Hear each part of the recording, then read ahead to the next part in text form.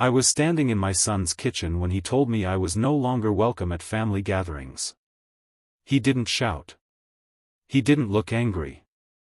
He simply stood there, with his arms crossed, and said, "Dad, I think it's better if you stop coming." For a few seconds, I couldn't understand what I had just heard. I looked at my son, Daniel, the boy I had carried on my shoulders when he was 6, the boy whose first car I helped him buy, the man I had supported through every difficult year of his life.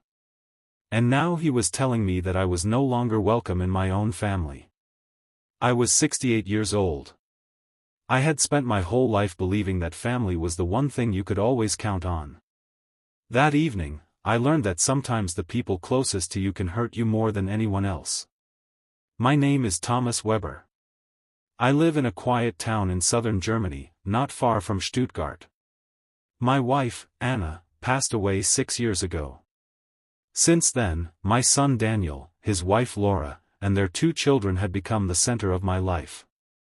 Every Sunday, I drove 20 minutes to their house. Sometimes I brought a cake from the bakery.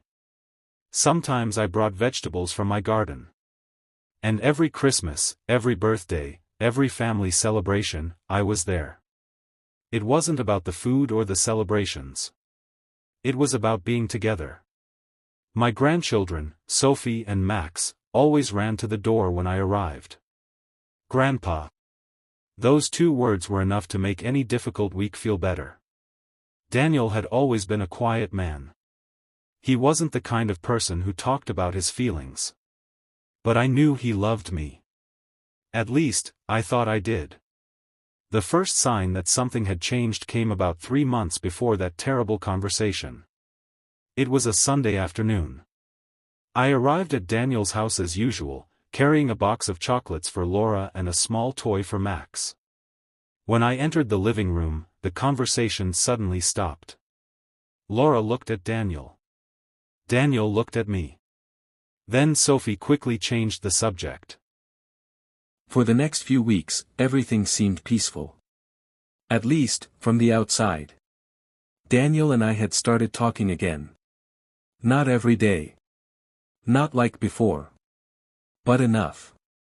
He would call me on Sunday evenings. Sometimes we talked about the weather. Sometimes about the business. Sometimes about the children. We avoided talking about Marcus. We avoided talking about the day he had told me to stay away from his family. And most of all, we avoided talking about the one question that still lived inside my mind. Why had Daniel believed Marcus so easily?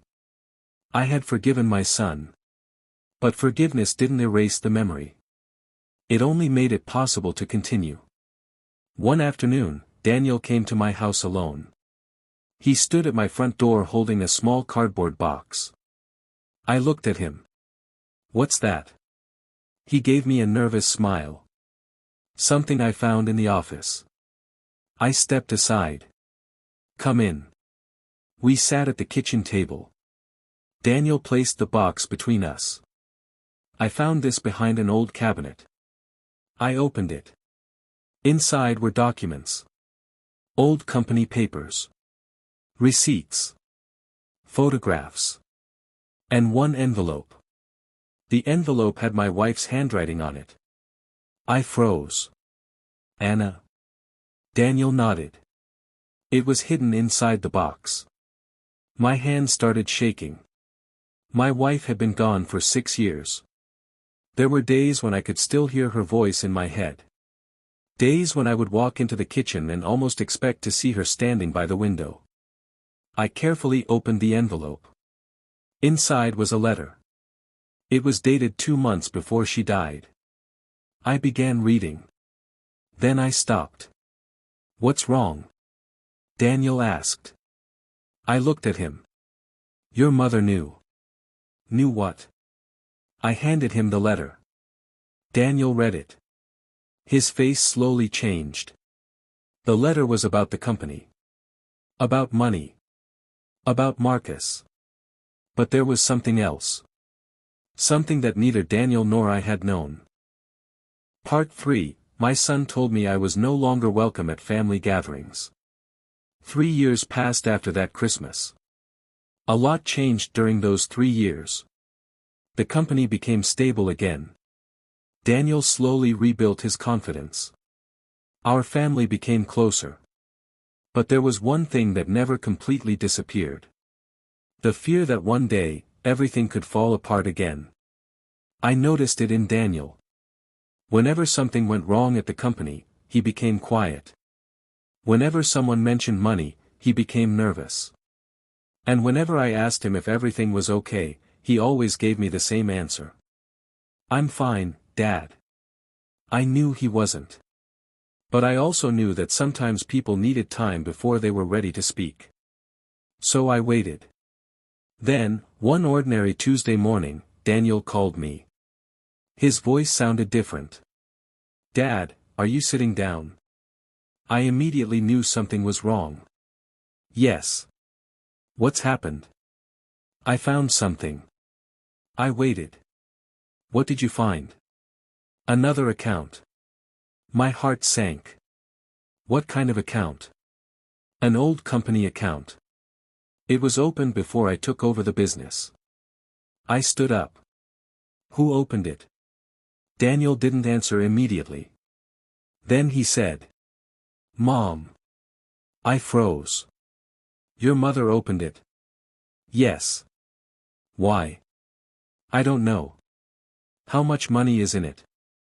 "That's not the strange part." My hands became cold. "What is?" Daniel took a breath. "There's a name connected to the account." "Whose?" "Marcus." I sat down.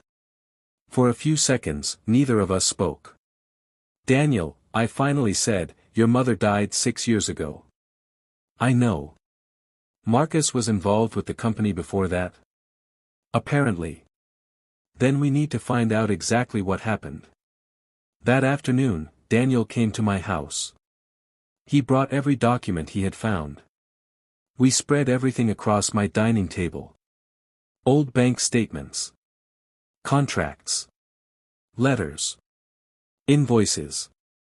Photographs. It felt like we were looking into a life that had ended long before we knew the truth. Then Daniel found something. A photograph. It showed my wife standing outside the